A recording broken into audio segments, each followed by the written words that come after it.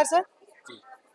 Sir मैं जानना चाहूँगी आपने ये जो अभी यहाँ पे प्रोग्राम अभी हम आपने हमें बताया कि आप एक प्रोग्राम आयोजित करवा रहे हैं, इतने बड़े स्केल पे आप ये वो करवा रहे हैं उसके बारे में कि राम जी के बारे में समझाना चाह रहे हैं, गाँव के बच्चों को आपने बुलाया, तो इस पे आप हमें क्या बताना चाहेंगे?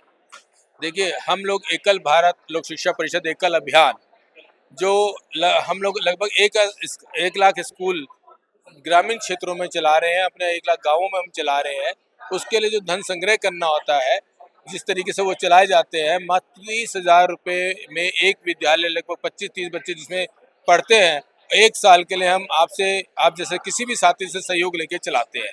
और सभी ग्रामीण क्षेत्र में चल रहे होते हैं। उसका उद्देश्य होता है कि हमारे गाँव का अगर हर बच्चा शिक्षित होगा, तभी हमारा राष्ट्र सशक्त होगा। एक सशक्त राष्ट्र के निर्माण के लिए हमें अपने गाँव वासियों को उनको हमें शिक्षित करना आवश्यक है, ऐसा हमारा मानना है।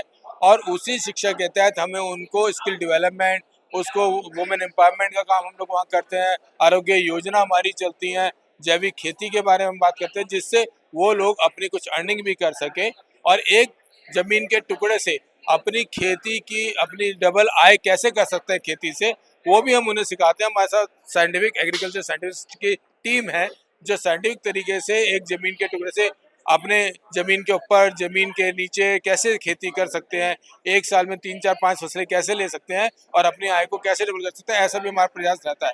उसको धन संग्रह करने के लिए, उन स्कूलों को चलाने के लिए हम लोग एक श्री राम कथा का आयोजन दिल्ली के अंदर में पंजाब बाग स्टेडियम में 29 मार्च से 6 अप्रैल तक का हमने आयोजन किया है, जो कि परम पूज्य भाई बड़े संत भाई रमेश भाई ओझा जी द्वारा इसका मुखारबिंद द्वारा उनके इसका वर्णन किया जाएगा। और इसी माध्यम में, इसी कड़ी में हम लोगों ने यह विचार किया कि जो आज की युवा पीढ़ी है हमारी, जो कि हमने अपने दिल्ली यूनिवर्सिटी वाइस चांसलर से भी बात करी है, उस युवा पीढ़ी को हम कैसे बताएं जो अपने संस्कार भूलती जा रही है, उनको उनसे जोड़े रखने के लिए कि राम का चरित्र उनको दिखाना, दर्शाना हम चाहते हैं कि 500-700 बच्चा वो डेली वहाँ पे उनका हमारा पास आएगा। उसकी बैठने की व्यवस्था हमने 5,000 लोगों के बैठने की वहाँ व्यवस्था करी है, भोजन की व्यवस्था करी है। वो आए और आके ये सीखे समझे कि राम बन गए तो राम बन गए। यानी अपने वनवासियों को हमें अपने गले लगाना होगा, उन्हें हमारे साथ जोड़ना होगा, उनको मुख्य धारा में वो तभी आ पाएंगे जब जो एकल अभियान के माध्यम से उनको और नगर संगठन का जो ब्रिजिंग हम कर रहे हैं, जो एक ब्रिज की तरह हम लोग काम कर रहे हैं, वो काम होगा और हम सब उसमें अपना अपनी आहुति देंगे, तभी हमारा राष्ट्र सशक्त राष्ट्र कहलाएगा। धन्यवाद। सर इतना बड़ा प्रोग्राम आपने आयोजित करने की सोची है, इस कार्यक्रम को करने के लिए आपको समय भी लगा होगा और आपने क्या-क्या तरीके मतलब कैसे आपने प्रोग्राम को सेट किया? क्या-क्या आपको स्टेप बाय स्टेप चलना पड़ा कि हाँ, ये प्रोग्राम इस लेवल पे पहुँचा है आज? देखिए, हमारे पास में एक वॉलंटियर्स की बड़ी-बड़ी टीम है, इसलिए मात्र 30,000 रुपए में हम एक विद्यालय को चला पाते हैं। क्योंकि वो वॉलंटियर मेरे जैसे एक वॉलंटियर, मैं अपना बिज़नेसमैन हूँ और उसके बाद भी मैं अपना ज़्यादा समय इस संस्था को देता हूँ क्योंकि इस संस्था का कन्विक्शन है, इस प्रोजेक्ट का कन्विक्शन है। मैं इससे बहुत कन्विंस हूँ, मैं जाता हूँ गाँवों में, देखता हूँ उनका क्या हाल है और हमें कितना काम करने की आवश्यकता है। तो इसीलिए हमने जो ये आयोजन अभी करा है, इसमें मेरे साथ बहुत सारी टीम जुड़ी हुई है। लगभग 200-250 वॉलंटियर मेरे जैसे इसमें जुड़े हुए हैं, जो नगर संगठन का पार्ट है और 400-500 व्यक्ति जो हमने गाँवों से, अपने ग्रामीण क्षेत्र से बुलाया है, वो इसमें सहयोग करेगा हमारे साथ में। और ये सारी की सारी टीम वॉलंटरी वर्क कर रही है। इसका आयोजन करने के लिए पिछले 6 महीने से हम लोग लगे हुए हैं। पहले तो सबसे पहले हमने रमेश भाई ओझा से समय लिया, उसके हिसाब से हमने स्टेडियम बुक कराया, वेन्यू बुक कराया, अपना कैटरर, अपना आयोजन, एक बहुत बड़ी टीम, प्रोफेशनल लोगों की टीम भी हमारे साथ जुड़ी है, जो इसको प्रोफेशनली मैनेज भी कर रही है। तो रात दिन हम इसी में लगे हैं, थोड़ा धन संग्रह करने में लग रहे हैं, थोड़ा ये प्रचार करने में लग रहे हैं और आप लोगों के माध्यम से भी हम चाहते हैं कि इसका प्रचार बड़ा हो। धन्यवाद। धन्यवाद सर, थैंक यू। तो हमारे साथ अब मौजूद है सुनील गुप्ता, तो आइए इनसे बात करते हैं। सर मैं जानना चाहूंगी कि आप इस एकल अभियान में क्या कार्यक्रम करते हैं, क्या कार्य है आपका? देखिए, मैं राष्ट्रीय संयुक्त महामंत्री का कार्यभार है मेरे पास।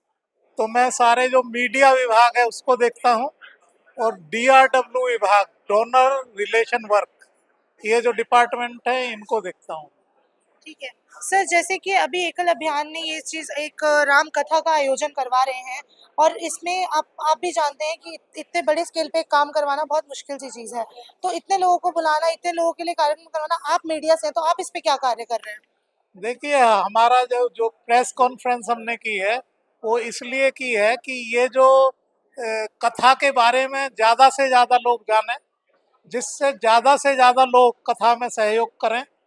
तो हम चाहते हैं कि करीब 25,000 नए विद्यालय इसके थ्रू, कथा के थ्रू हम खोल पाएँ।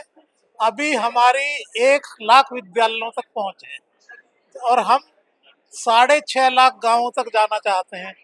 तो यात्रा काफ़ी लंबी है, तो हम चाहते हैं कि अब जल्दी जल्दी हम पहुँचें। अभी क्या है, हम इतने सारे वर्षों में यहाँ तक आए हैं। 1989 में एकल स्टार्ट हुआ था, अभी तक 1 लाख गाँवों में पहुँचे हैं। तो अभी हम चाहते हैं कि अभी जल्दी जल्दी काम हो, तेजी से आगे बढ़ें। इसलिए हमने इस कथा का आयोजन किया है कि इससे 25,000 गाँव जो है एक साथ ही हम एक मतलब इकट्ठे आ जाएं इस तरह से।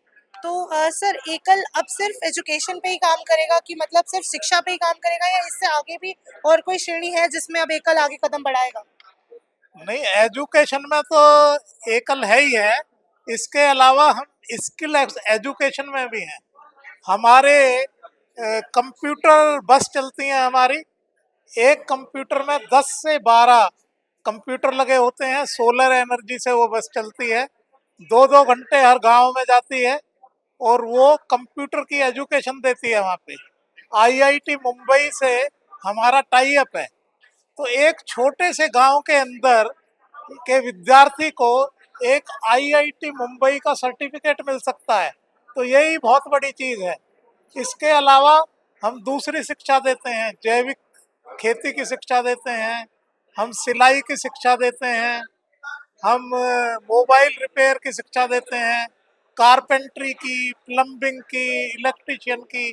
तो ये सारे स्किल एजुकेशन के काम ऑलरेडी चल रहे हैं और इनको हम और ज़्यादा बढ़ाते जाएंगे, जिससे ज़्यादा से ज़्यादा लोगों को स्किल एजुकेशन भी मिले। ठीक है, धन्यवाद सर।